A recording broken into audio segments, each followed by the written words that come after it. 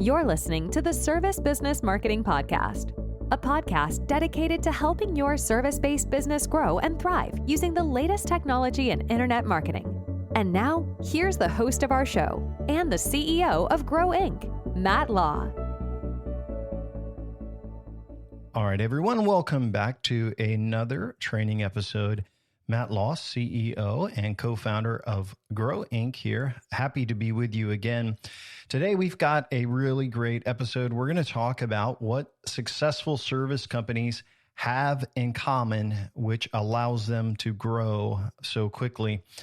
And over the years of consulting with hundreds of different companies and seeing some companies really grow tremendously, they have some certain traits in common. And what I want to do is talk about the growth-ready service business. And I think it will be very, very helpful. So remember, the series that we are doing on our podcast kind of goes in order. And so we suggest that you start back at the beginning, episode 1, and listen to the training in order, starting with the 4-step marketing formula. And that is our formula for helping companies grow. You'll find it very helpful, very informative, and you can kind of go through these in order. So if you're just starting now, you're welcome to listen to this episode. This is a bonus episode, but you can go through the trainings in order and you can learn more about all the things that go into helping a company like yours grow. A little bit about myself before we get started. My name is Matt Law. At the time of this recording, I'm 48 years old. I am the co-founder and the CEO of Grow Inc. I have an awesome business partner, dear friend, Jeff, who's a tremendous marketer, great at video, project management, and we have a team that helps service businesses grow.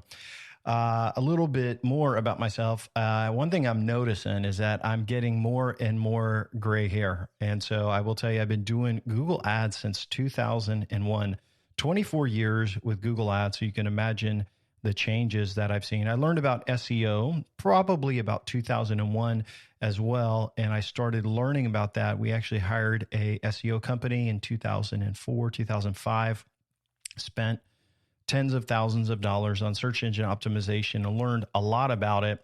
And during this time, we owned a correspondent lending a mortgage company. And so we were a lender in Florida, and we were online doing pay-per-click. We were doing SEO. We had local campaigns. We were expanding. And of course, most of you know how that ended in 2006 and 7 and 8 in Florida with the housing crisis.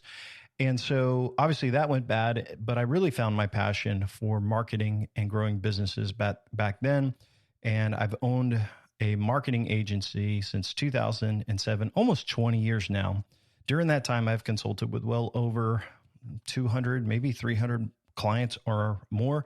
Some of them were startups. Some of them were companies doing hundreds of $1 million in revenue. So a lot of different types of marketing, a lot of different experiences. Obviously, I have some age. So for what it's worth, what I'm sharing with you in these trainings is what I know works, what I've seen work, what I see work in clients today. And so hopefully you find it very, very helpful. So that's a little bit about me.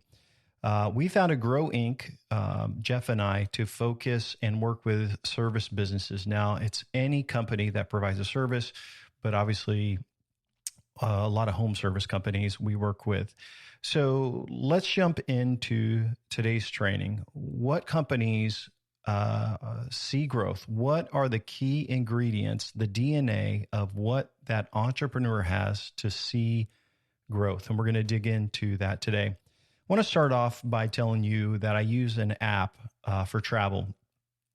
It's good if you travel a lot, and I'll share it with you. It's called TripIt. And basically, all of your travel itineraries, you get Wikipedia, American, Delta, whatever your email confirmations, you just forward it from that main account, and it will add it to an itinerary. So when I go and I travel and consult with clients, it's great. I just forward all my reservations, and I can see all my flights. I can see all of the hotel details, all of that. I usually Uber, so I don't have to worry about a car, but it's all in one app. One thing that it's pretty interesting is it will tell you how many miles you traveled. And in 2024, I traveled 21,000 business miles. Think about that, 21,000 business miles. So most of our clients come from our podcast or from our books on Amazon. They're listeners just like you. They schedule a time with us, and sometimes they're not a good fit for our company. And we say, hey, we can't really help you. Sometimes their growth is like they're already doing things right, so we don't take them on. Sometimes we're not a good fit for them, and they're not what they're looking for. They want someone to do piecemeal, which we really don't focus on piecemeal. We try to do everything to help a company grow. And so 21,000 miles last year. I've been all over the U.S. last year with the new projects that we brought on. I mean, in every corner from Detroit, Washington, Arizona, New England, Mid-Atlantic, and Florida. We've had clients from all over. And if I want to go back through the last 17, 18 years of running a marketing agency, I can tell you there are specific things that make a company grow. And there are specific things that owners do that sabotage to keep their growth. It's a lid on their growth. And so today we are talking about who sees success, who struggles and sabotages himself, who starts to win and then kills it, who doesn't win at all. And so I want to start a little bit with the numbers. So last year, our new clients had growth between 40%, which was the lowest, 40 is like 46. And we had clients that actually doubled their revenues year over year. So this is new clients that came on last year, and now we're a year later. This is their year over year growth. And the economy wasn't great in 2024. So to see our minimum client grow by, I think it was 46%, and with our top client growing by over 100%. For us, that is exciting. That's why we do what we do. We want to see companies grow. That's why we called our company Grow Inc. And so for our existing clients, we also saw continued growth between 20 to 40%, depending on what stage of growth they're at and how much market saturation they have. So they had all of our clients experienced tremendous growth, with the exception of just one client who did not stay on very long. And I'll kind of expound on that as we go. So all of our clients, with the exception of one company, saw tremendous growth. And in today's episode, I want to talk about the DNA of the companies who won, really the entrepreneur like you who won. And I also want to compare that to the last 18 years of owning marketing agencies. And I'll share about the companies that I've seen fail as well. So are you an ideal company for growth? Are you going to see success? I don't know. But here's the thing that I think the ideal growth companies have.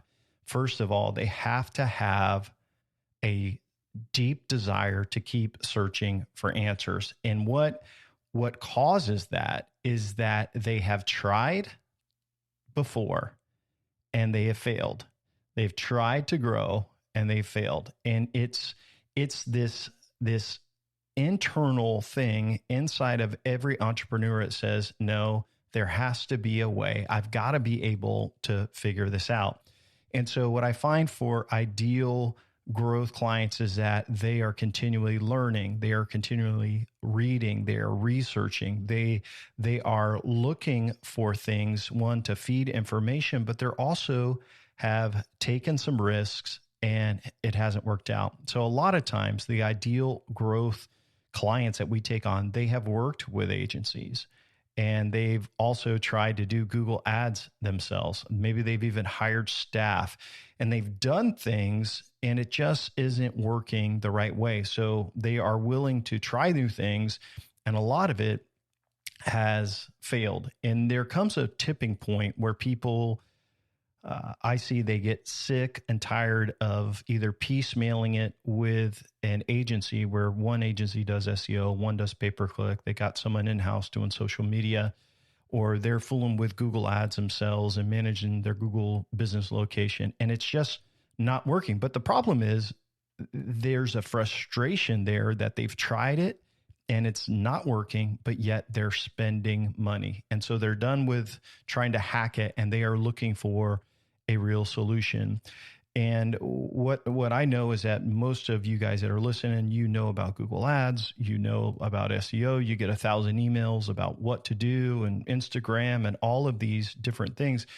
And you know a lot, but you just don't have the right system, team, or plan in place to make it happen. But there's a desire that's deep to want that. And what I'll give you an example is, and really rule number one for us is that the heart of the entrepreneur has to be ready for growth.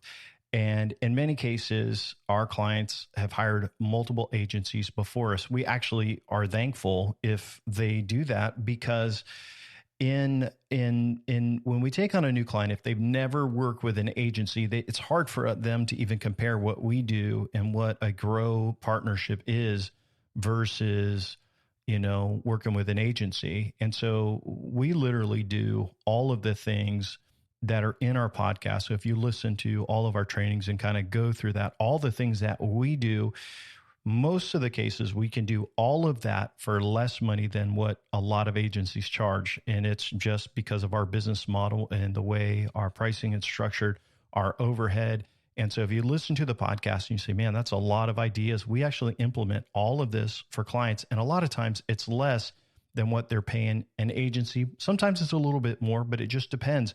But they get so much more value. So it's actually better if somebody has actually tried working with another agency and it just hasn't worked, because that shows that they are still searching for answers.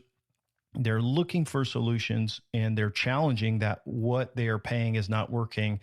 And then when they usually listen into our training, or they read our book, or they go through their 2-day consultation, we have a solid plan in place. And once they're at that broken point where they're done with the old agency and they're ready to try something new, that's when it triggers. In contrast, I should say, if someone has never hired an agency before or done any marketing, they've never struggled, they're not ready to push the needle and to grow in most cases, because they have nothing to compare a growth plan like what we suggest versus, just doing SEO or just doing some meta ads. So step number one is, are they ready? Is their heart ready for growth? And you're like, whatever, man, I get that. Of course, we're ready for growth. And I get that, because that's probably why you're listening. But the first thing I just bring up is that there has to be a frustration or a pain point for someone to say, there's got to be a better way. I got to fight for this. There's got to be a different solution, which is what leads people to keep learning, keep reading books and things like that. So more than likely, you're already on that right path. The second thing is, you may have a huge desire to grow. You may have ability to learn. You may be passionate. You may be just knowledgeable and driven and a good leader. But number two is that they have to have capital to invest. And so the ideal growth client understands number one, hey, there's pain and I want to get over this and fight for it.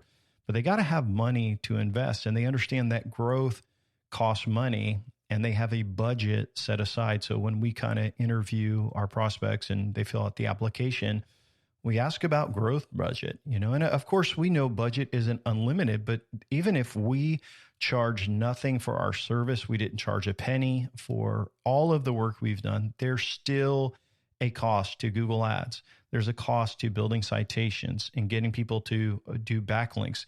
There's a cost for social media automation. There's a cost for ad spend and all of the things that go into growth. So it's really simple. It takes money to grow. And again, if we didn't charge you a penny, there are still expenses, with your content writers, the hosting, all of these things take money. And I don't think you have to spend a lot. I think a lot of clients spend less in their budget than we even expect, but it takes money to make money. And you have to start off where you're at, but most companies should be spending, if they want to grow, at least 10% of their revenues into marketing to scale that growth. And as you grow and you get referrals, and there's all these other things that we build into the campaign, referral campaigns, thank you campaigns, all of these things, then you can actually spend less in marketing because your revenues are going to grow. And usually the second, third, fourth year, they don't have to spend as much. But companies have to have capital to invest. That is a critical thing. And in contrast, if a company is tight on cash flow, I mean, they don't have savings, they have overinflated their success to say, oh, we've got all this money, we're so successful. And then it comes time to implement a marketing plan in the early days when they're buying links and they are investing in citations for their Google business and they're investing in the content of their website and they're spending, say, $7,000, $10,000 to scale, and they don't have those savings in place or that capital really to invest, or they've overinflated how good they are, they will crack under the pressure. Like, it starts out fine. Yeah, Matt, whatever we got to do to grow, let's just do it.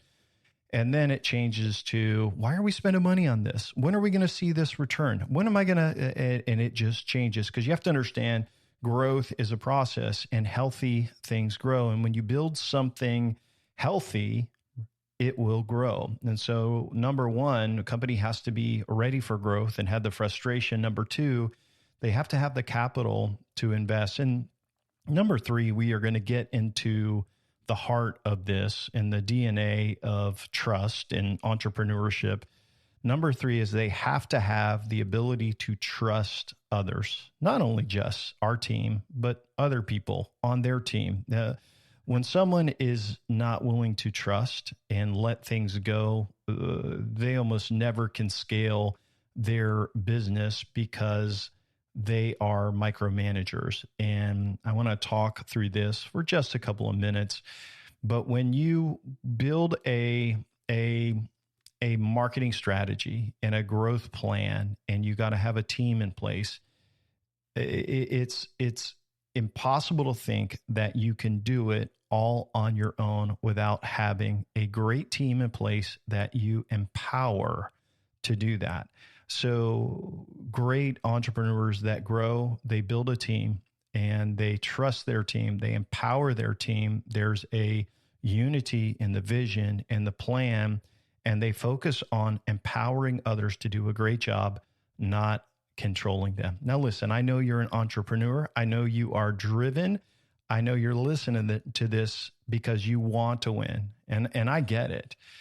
But when an entrepreneur can't trust anyone, like they second guess everything, there's a huge lid on their growth because they will try to do everything themselves. And I want to break this down for you. Whenever we meet with our growth clients, we spend 2 days with them. And by that time, I've already spent usually 3 hours in meetings with them before the 2 days. They have gone through our podcast audios. They have gone through our reading book. They have talked to some of our other clients. We have spent so much time with a client before they go into contract. Their contract outlines detailed objectives, the number of articles, the website, the video, the ads, the campaigns. I mean, it's 26 to 28 objectives that are what we call our big rocks. And then as we build the campaign, our new system, as tasks are completed, there's notifications. Every single dollar that is invested in wholesale marketing is added to their Grow Inc. account.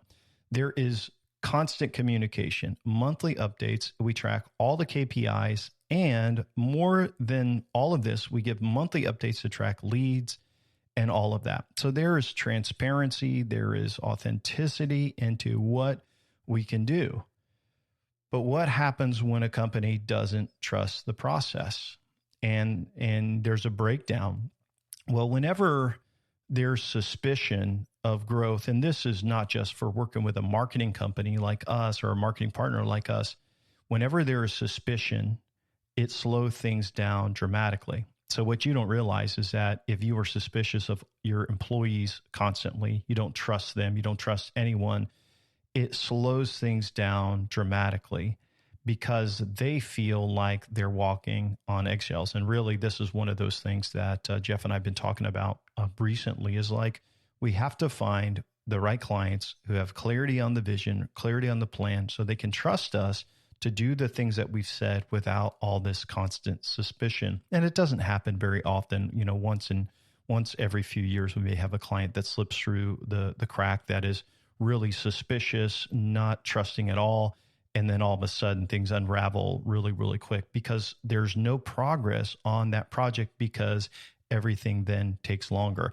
Like, you give a logo, say, hey, well, here's an example on a design. No, I want this. And so a logo that should take just a few days to get done ends up taking weeks and pushes everything back.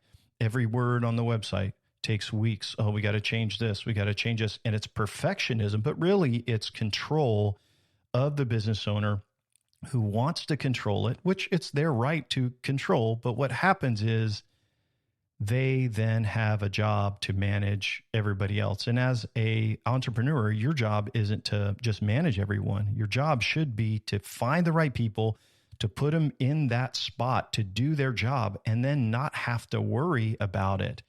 But for the controlling, business owner that has to control everything, they will always be limited by growth. And here's why: they're going to have turnover with their marketing agencies. They're going to have turnover with their staff.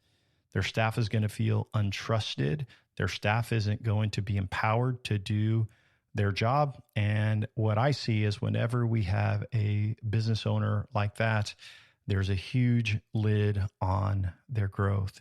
And what's interesting is that when people are untrusting, a lot of times they don't have great character to be trustworthy themselves. And it's interesting is that, and as I think through, years of clients that, obviously 99% great, but 1 in 100 that there'll be bumps or just tension there.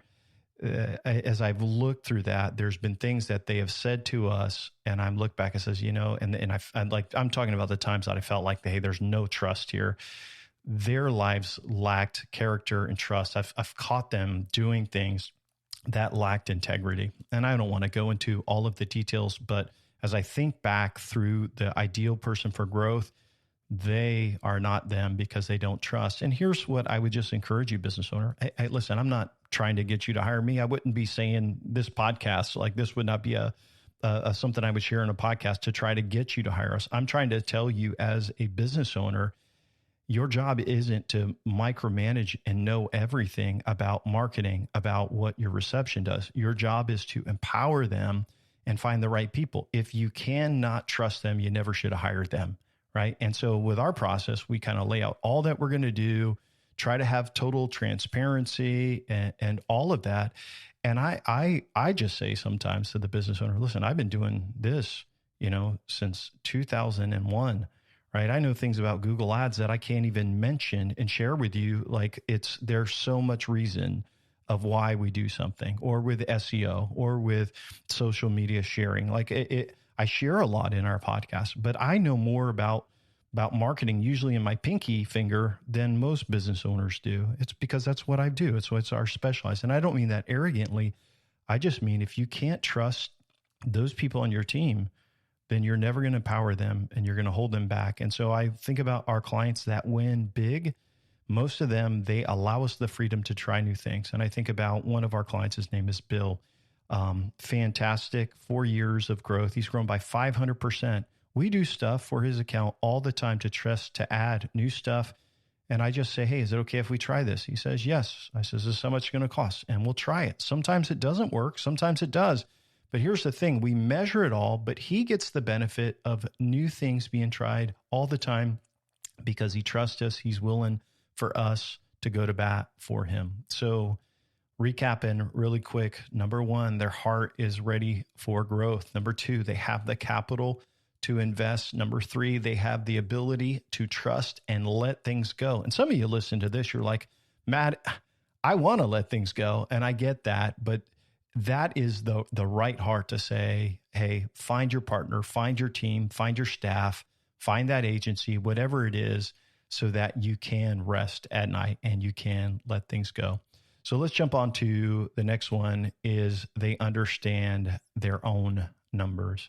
So if you are going to grow, you have to know your deal size, your profit margins, your closing rate, right? They have to be realistic also about what it takes to acquire a customer. So what I find is when companies don't really know their margins, and they don't really know what it takes, they're not willing to invest in the marketing to grow. Most of you know your margins, and you probably have some sort of spreadsheet or something out there, or your CRM that kind of manages all that. But I've met companies sometimes that are like, yeah, I want to be, I want to hit $50 million in the next few years. I want to scale, I want to grow. And they have great big plans, right? But meanwhile, they're starting at probably barely over $1 million in revenue. They're really immature. There's no team, there's no staff, like there's nothing in place. Maybe a small team and doing $1 million. And so they're like, hey, whoa, I can't spend $500 on this. I can't spend $500 on this website video, or I can't spend this capital on this, not realizing what the average cost per customer is. And so if your average job is worth X amount of dollars and they give you referrals, then that number goes up. If they do multiple projects with you, that number goes up as well. And so you have to know what the lifetime value of the customer is. They have to really know their numbers, and it has to make sense to them that, hey, this investment is worth it because in the long run, it is going to pay off for if I invest. Same with Google Ads or, local service ads or Bing ads, which are on the Microsoft and Yahoo network. Like there's lots of channels. If you're investing in meta advertising, remarketing, retargeting, email campaigns, referral campaigns, they all work together.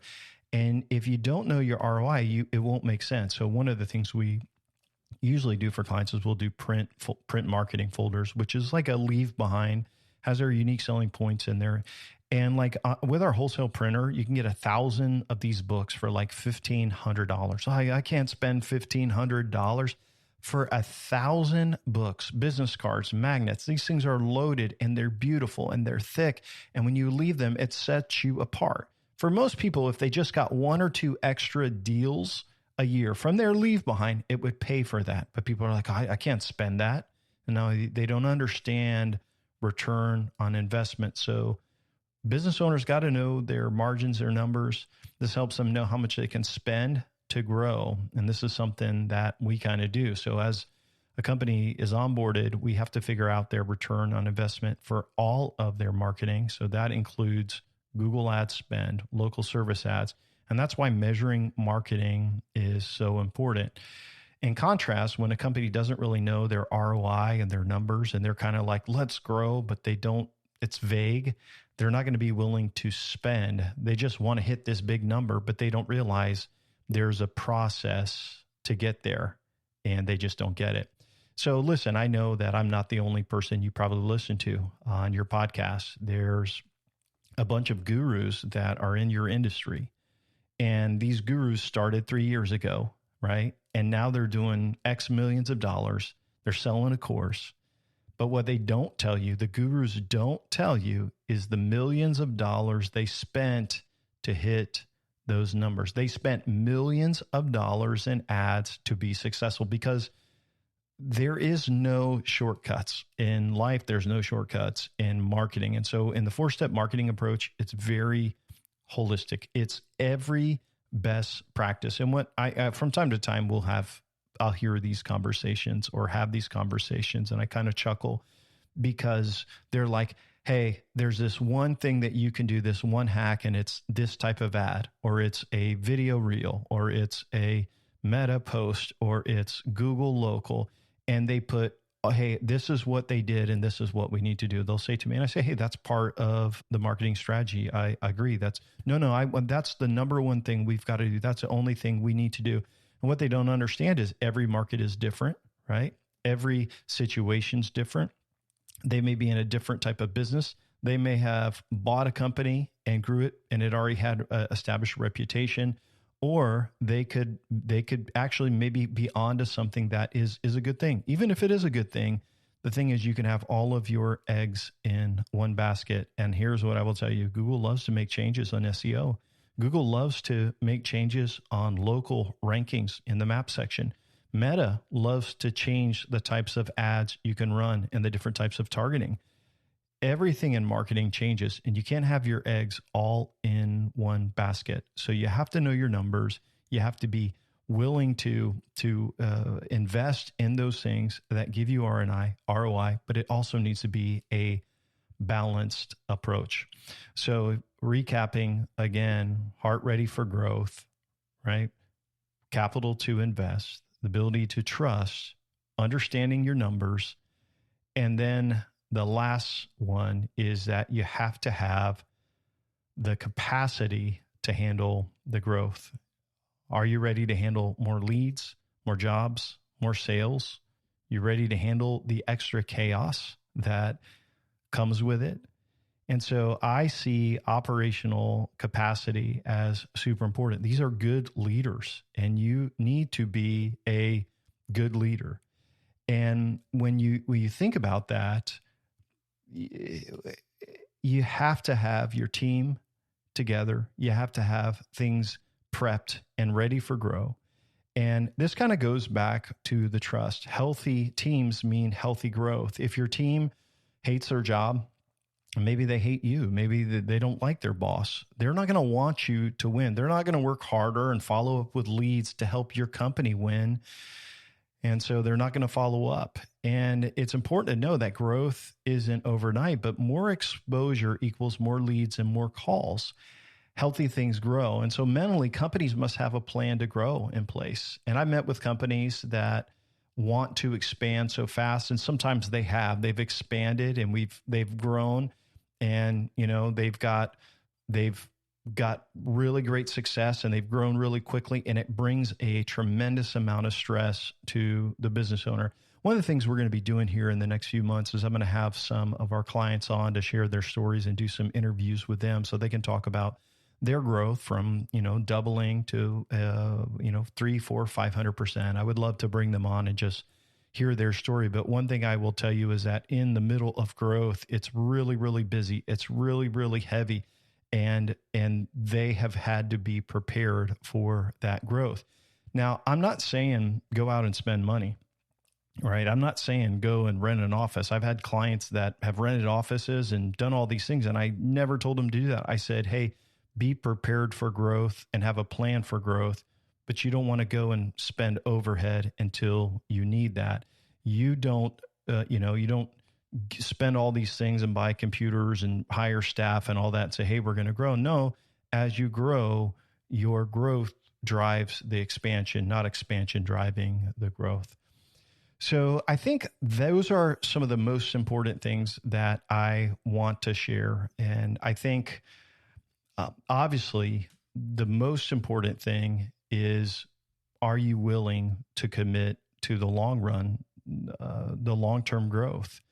When I share marketing, marketing is so full of hype anyway, right? And I try to, whenever I meet with clients, I try to show like, hey, here's where they're ranking locally. Here's where they're ranking. Here's their ROI. Here's the number of leads.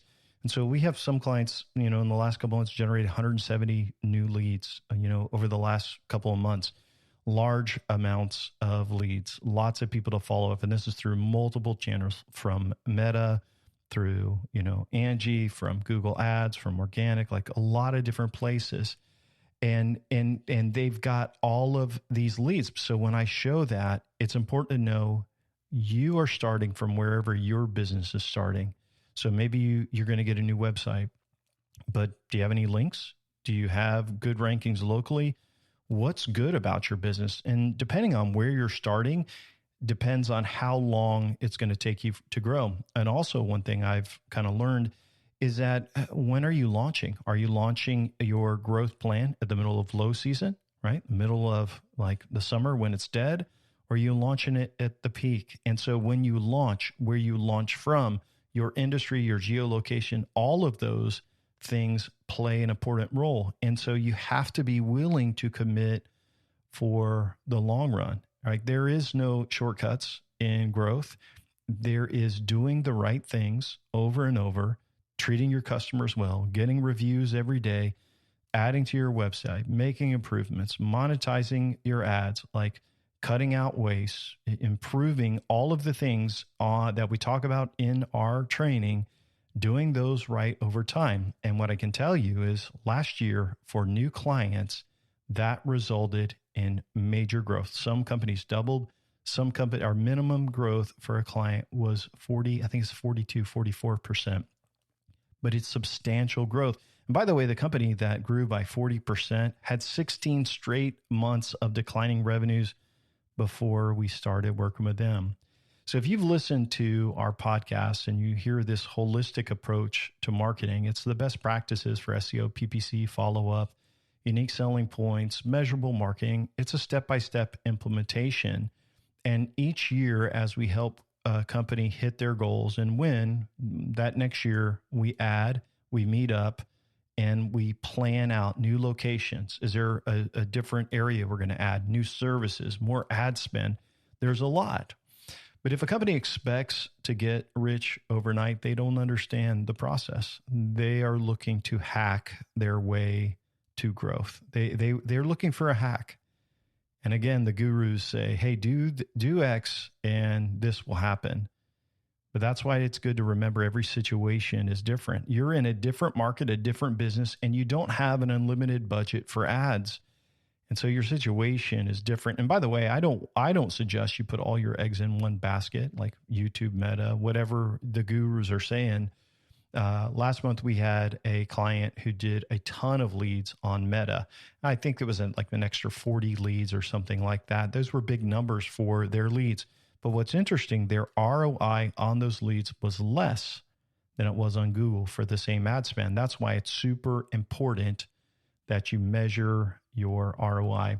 So those are some realistic things that I look at business owners to see who is going to be successful, who would be an ideal growth partner to work with. Do they have the right mindset going into this? And just to recap, like they've already tried things before and it hasn't worked. And so they're ready. Their heart is ready for growth. They've got capital to invest. All right. And I'm not talking about getting in debt and risking your home or something like that to do a marketing campaign. They have capital to invest, and they understand slow and steady, slowly gaining on competitors, gaining market share. They have the great ability to trust and let go. Of course, they want accountability. Of course, we want a clear plan. Of course, we want transparency, but they're building a team of staff members. It's not just the marketing guy. It's your staff. Does your staff feel trusted and empowered?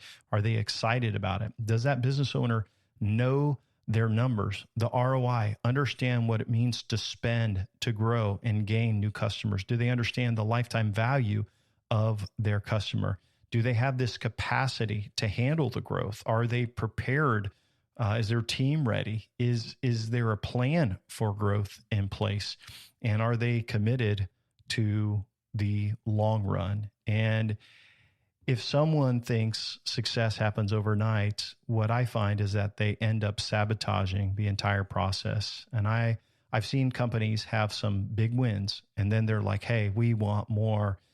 And over the years, we've even parted ways with a couple of companies because of unrealistic expectations and said, hey, we're not a good fit because we're winning.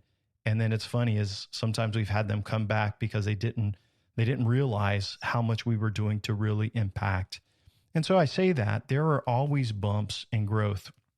You read a guru and he says, yeah, it's great. Here's what we did. We went from this to this. And that's all you hear, but you don't realize the fight and the struggle to get there. Marketing, another word for marketing is testing. It's messy.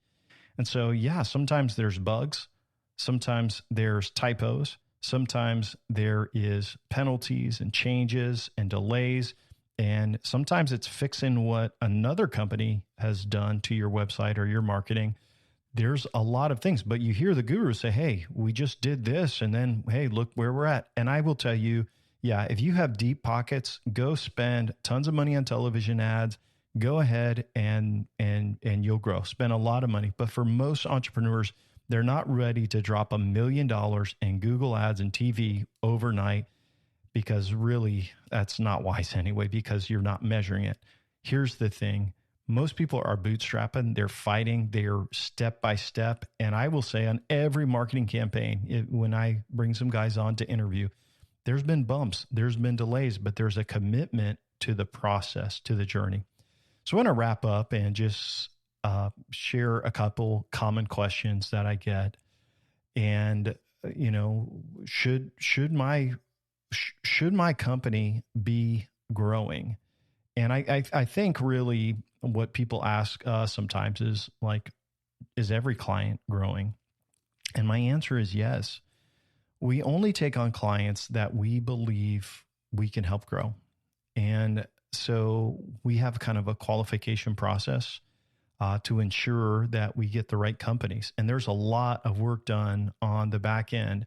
And so part of it is our application, but then we have some other screening stuff that we've just added. And I've kind of gone through it with you, what the ideal growth company looks like. And so we look for specific things, but it's more than that. We have to look for companies that have bad marketing, and they got to reach out and say, hey, this is what we've done and it's still bad. And we run their analytics, we run their local, we look at their ranking, we look at their application, we look at their competitors, so all these checklists of all these questions that we kind of go through to make sure they're a good fit and that we can help them win. And basically, I know if they do all of the things, these best practices, they can't help but grow because it's the best practice.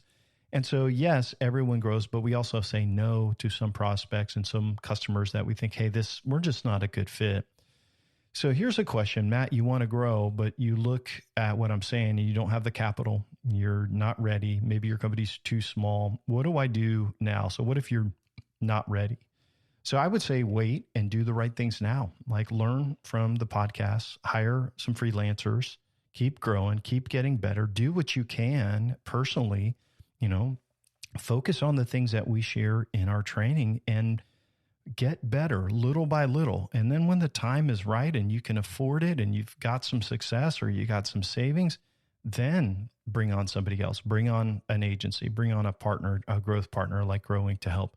But you've got to just do what you can right now to try to make things a little bit better. Everyone wants success overnight. Of course, we're all entrepreneurs. We want to be successful overnight. But here's what we need to do. We need to do the right thing today, the best thing today that will make our tomorrows better. And so I want to close out the podcast. It's like sometimes people say, Matt, you're mixing marketing with leadership and business. And I've owned companies since, 1999. And so I'm going to share, if you're younger than me, hopefully this will be helpful. You say, Matt, what can I do to improve? I want to share with you 2 books that really impacted me. And 2 books that I just recently read as part of a group study. And I think they'll be very, very helpful to you. And they're both by the name of a gentleman by the name of John Maxwell. You may have heard of him. 2 leadership books, and they're dated now, 21 Laws of Leadership by John Maxwell, and the 21 Qualities of a Leader by John Maxwell. So just remember 21, John Maxwell. You can go on Amazon, and these books are principles about how to lead better, right? And the other principles in that are what the quality of your character should be. And I think as I meet entrepreneurs that are good leaders, and they have character and the qualities of a leadership, of a good leader, and they study leadership, their companies naturally grow faster. It's hard to even imagine and explain, but when they have the character and the heart of a leader, they grow so much faster. So I hope you pick up those 2 books and you find them helpful. In 2020, I wrote a book called The EntreSpirit. You can also find this on Amazon. And the title of the book is called The EntreSpirit, the DNA of Self-Starters and People Who Get Things Done. And in the book, it's a fable, which is a story book, but it's a business book as well. It's a book where I talk about what the DNA of successful people are. I have. And so as I ran an agency as well, we had a training company where I trained over 400 entrepreneurs about marketing, how to be consultants and run marketing businesses as well. And this is based on the study of not just the guys I trained and the students that I trained in marketing, but also the countless clients that I've worked with. And so if you want to pick up a copy of the EntreSpirit, you can find that as well. Hopefully you'll find it very, very helpful. I think that's it for this bonus episode with Grow Inc. today. And if you'd like, remember, you can check out our free resources at www.grow.inc. We've got a comprehensive marketing book for your industry. Also have it in audio format, professionally recorded. There's checklists and there is a do-it-yourself marketing plan list. So you can go to www.grow.inc to request your free resources. If you'd like to set up a time to chat about how we could partner to help your business grow, you can do that once you request our free resources as well. That said, thank you for listening. I hope you have an awesome day, and we wish you the best of success in the future. Thanks for listening to the podcast today. We hope you found today's episode helpful and informative. For more information about Grow Inc. and to request our free marketing blueprint ebook and other resources, please visit www.grow.inc. That's GRO.inc. We'll catch you in the next episode.